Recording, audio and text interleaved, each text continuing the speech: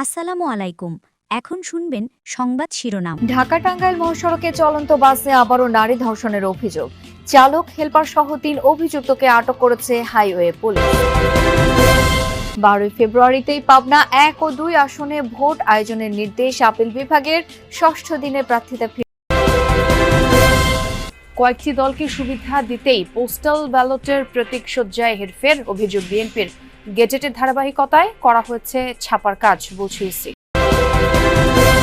কথা রাখতে পারলেন না শিক্ষা উপদেষ্টা। ১৫ জানুয়ারির মধ্যে শিক্ষার্থীদের হাতে পৌঁছায়নি সব বই, আরো ১৫ দিন। এতক্ষণ দেখছিলেন সংবাদ শিরোনাম, এখন দেখবেন বিস্তারিত। টাঙ্গাইল মহাসড়কে আবারও চলন্ত বাসে নারী ধর্ষণের অভিযোগ উঠেছে। ৩ জনকে আটক করেছে হাইওয়ে পুলিশ। ভুক্তভোগীর বরাত দিয়ে পুলিশ জানায়, গতরাতে সাভার পরিবহনের একটি বাসে যাত্রীরা নেমে গেলে একা পেয়ে ওই নারীকে আটকে রাখে বাসের চালক, সুপারভাইজার ও হেলপার। পরে মহাসড়কের বিভিন্ন স্থানে বাসটি ঘোরাফেরা করিয়ে ওই নারী যাত্রীকে সংঘবদ্ধ ধর্ষণ করা হয়।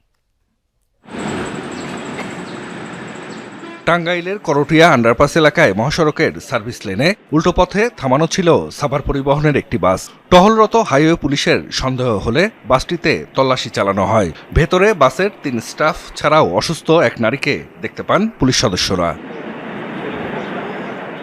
হাইওয়ে পুলিশ জানায়, বুধবার রাত 11:30টার দিকে ঢাকার রেডিও কলোনি থেকে আশুলিয়া যাওয়ার জন্য সাভার পরিবহনের বাসটিতে ওঠেন ওই নারী।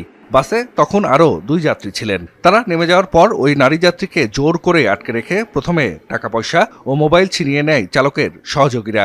পরে বাসটি ঢাকা টাঙ্গাইল মহাসড়কে ঘোরাফেরা করিয়ে তাকে সংঘবদ্ধ ধর্ষণ করা হয় বলে অভিযোগ করেন ওই নারী।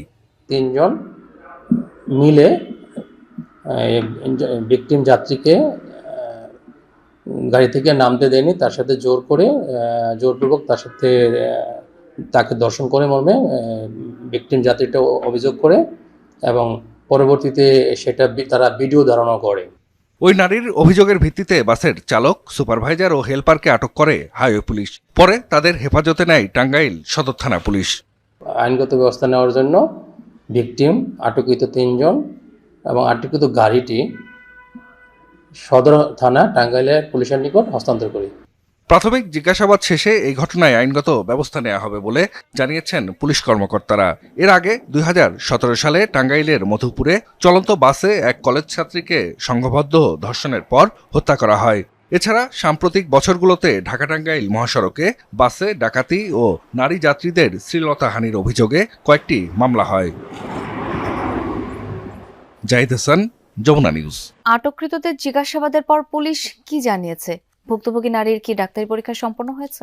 নিউজে যেমনটি দেখছিলেন যে ঢাকা টাঙ্গাইল এই যে মহাসড়ক, এই মহাসড়কটি কিন্তু ডাকাতি এবং ধর্ষণের অনেকগুলো ঘটনাই ঘটে গিয়েছে গত 2-3 বছরে। এই আজকেও কিন্তু তার ব্যতিক্রম ঘটেনি। গতকাল রাতের বেলায় সাভারের যে কলোনি আছে, সেই কলোনি থেকে তারা একটি নারী আশুলিয়া যাওয়ার জন্য এক কলেজ ছাত্রী কিন্তু বাসে ওঠার পর সেই যাত্রী আরো যে 2-3 জন যাত্রী ছিল তাদের সাথেই তিনি সেখানে উঠেন এবং সেই যাত্রীগুলা বাস থেকে নেমে যাওয়ার পর আশুলিয়া আসার পর যে নারীটি ধর্ষণের শিকার হয়েছে তাকে আটকে রেখে প্রায় সকাল ভোর রাতের দিকে তার সাথে ধর্ষণের ঘটনা ঘটায় এই বাসের যে চালক, হেলপার এবং সুপারভাইজার। আর একটি বিষয় জানিয়ে রাখি যে তারা যখন উল্টা লেনে ঢুকে যায় দুপুর 11টার দিকে ঢাকা টাঙ্গাইল মহাসড়কের করটিয়া হাট বাইপাস এলাকায়, ঢাকা লেনের উল্টো পথে ঢুকে যাওয়ার কারণে পুলিশের সন্দেহ হয়। হাইওয়ে পুলিশের সন্দেহ হওয়ার পর সেই বাসটিকে আটক করে এবং আটক করার পর ভিতরে তারা নারীকে দেখতে পায় এবং হেল্পার, সুপারভাইজার এবং চালককে দেখতে পায়।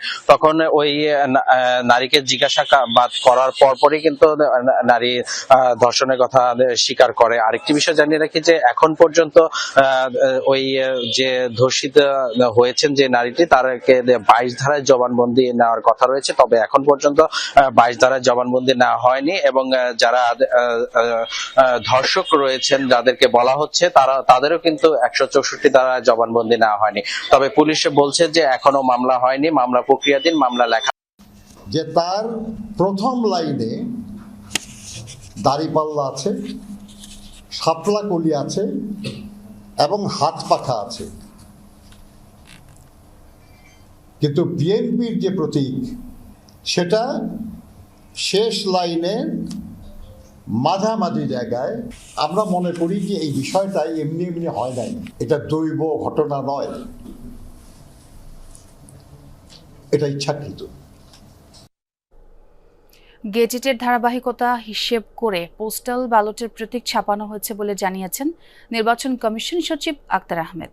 বুধবার সন্ধ্যায় এক ব্রিফিংয়ে ইসি সচিব জানান, এ নিয়ে কমিশন যে সিদ্ধান্ত নেবে তাই হবে। এদিকে বুধবার পঞ্চম দিনের আপিল শুনানি শেষে প্রার্থিতা ফিরে পান ৭৪ জন, আর খারিজ হয় ১৮ জনের আবেদন। স্থগিত রাখা হয়েছে ৮ জনের আপিল। প্রার্থীর বৈধতার ক্ষেত্রে ছোটখাটো ও সংশোধনযোগ্য ত্রুটি বিবেচনা করছে ইসি। তবে ঋণ খেলাপি, দ্বৈত নাগরিকত্ব ও স্বতন্ত্রের ক্ষেত্রে ১০০% ভোটারের সমর্থন আছে কিনা এই বিষয়ে কঠোর অবস্থানে কমিশন। এ নিয়ে ক্ষুব্ধ প্রতিক্রিয়া জানান স্বতন্ত্র প্রার্থীরা। বিদেশি নাগরিকত্ব জটিলতায় অপেক্ষমান রাখা হচ্ছে দিনাজপুর ৫ আসনে বিএনপি প্রার্থী AKM কামরুজ্জামানের প্রার্থিতা বাতিলের আবেদনটি। এছাড়া কুমিল্লা ৬ আসনের বিএনপি প্রার্থী মনিরুল হক চৌধুরীর প্রার্থিতা বৈধতার বিরুদ্ধে করা আবেদন খারিজ করে দেয় কমিশন। এদিকে নির্বাচনী আচরণবিধি লঙ্ঘন করায় ঢাকা ১৩ আসনের প্রার্থী বাংলাদেশ খেলাফত মজলিসের মামুনুল হককে শোকজ করেছে নির্বাচন কমিশন। সংবিধানের ৬৬(২) ক একটি অনুচ্ছেদ সংযোজন করে বলা আছে, নির্বাচনে মনোনয়ন দানের পূর্বে কোনো ব্যক্তি যদি অন্য দেশের নাগরিকত্ব ত্যাগ করেন তাহলে তিনি নির্বাচনে প্রতিদ্বন্দ্বিতা করতে পারবেন, এটা তার অযোগ্যতা হবে না। আমাদের যে গেজেটটা পাবলিশ করা হয়েছে সেই গেজেটের ধারাবাহিকতা যেভাবে আছে সেই অর্ডারেই করা হয়েছে। এখন এটা কমিশন যেভাবে সিদ্ধান্ত নেবেন সেটাই। এটা তো কমিশনের ব্যাপার, এটা আমি বলবো কি করে। বিএনপির চেয়ারম্যান তারেক রহমানের সঙ্গে সাক্ষাৎ করেছেন ১২ দলীয় জোটের শীর্ষ নেতারা। বুধবার বিকেলে গুলশানে বিএনপি চেয়ারম্যানের কার্যালয়ে এই সাক্ষাৎ অনুষ্ঠিত হয়। এ সময় দীর্ঘদিনের যুগপৎ আন্দোলনের মিত্র এই জোটের শীর্ষ নেতারা বিএনপি চেয়ারপারসন বেগম খালেদা জিয়ার মৃত্যুতে শোক ও শ্রদ্ধা জ্ঞাপন করেন। কথা বলেন সমসাময়িক রাজনীতি নিয়ে। আগামী নির্বাচন সামনে রেখে ঐক্যবদ্ধভাবে সকল ষড়যন্ত্র মোকাবেলায় নিজেদের অবস্থান তুলে ধরেন ১২ দলের নেতারা। বিএনপি চেয়ারম্যান তারেক রহমান দল ক্ষমতায় এলে জাতীয় সরকার গঠনের কথা পুনর্ব্যক্ত করেন। সন্ধ্যায় তারেক রহমানের সাথে সাক্ষাৎ করেন জামায়াত ইসলামীর সাবেক আমির প্রয়াত গোলাম আজমের ছেলে এবং গুমের শিকার অবসরপ্রাপ্ত ব্রিগেডিয়ার জেনারেল আমান আজমে।